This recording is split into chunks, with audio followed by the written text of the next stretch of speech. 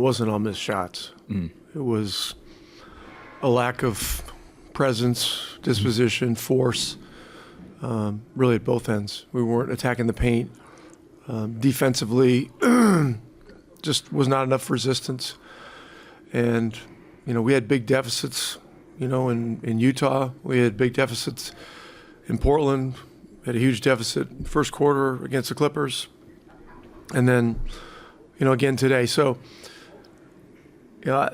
you cannot survive doing this and having these kinds of poor starts. So we gotta look in the mirror. I gotta look and consider everything.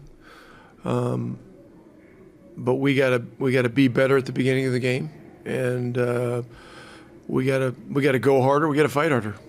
You obviously, when you came in here, you talked about it potentially being a trap game, and you listed sort of all those guys, all-time highs. I mean, do you think it took a while for these guys to recognize they were still playing a good basketball team, even though it didn't have LeBron and Luka today? No, our guys are aware. I mean, everybody's seen Reeves have great games. I mean, this is probably his career high, but with the ball in his hands, he makes a lot of things happen. And we let him get going early. We let Vincent get going early. Hachimura just kind of had easy shots, and so we just didn't do a good enough job on anybody.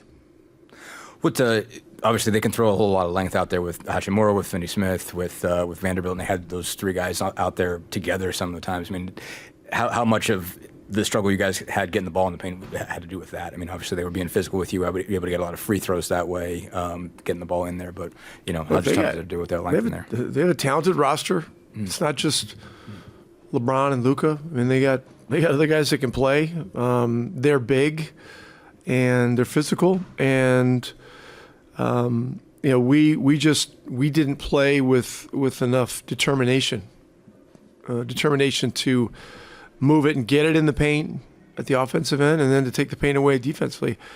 I mean, their non-paint numbers in the first half were very low. It was just that it was so infrequent that we were able to keep them out of there. And so, got to do better. Simple as that. You obviously mentioned Reeves. I mean, just how much stood out to you about what he was able to do? I mean, obviously you want better defensive on him, but just what stood out to you is how good he was. He's 13 for 13 from the free throw line.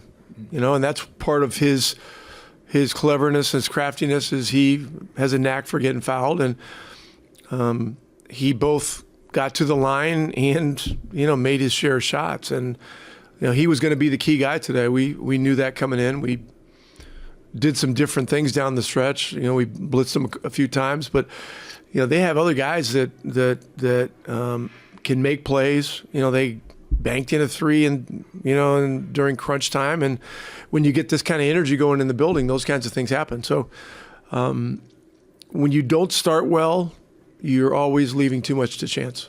What do you think you guys just did better offensively in the second half? I mean, as far as just getting a better game plan, I think we were over 1.3 points per possession.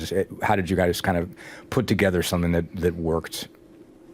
Well, I mean, after giving up 44 points in the first quarter, we gave up 22, 28, and then 30, and we outscored them in the next three quarters. I mean, but again, you have that kind of a horrible start and get down by 22 points. It's a massive hole on the road, and we're a long way from home, and there's plenty of reasons why we got to avoid this.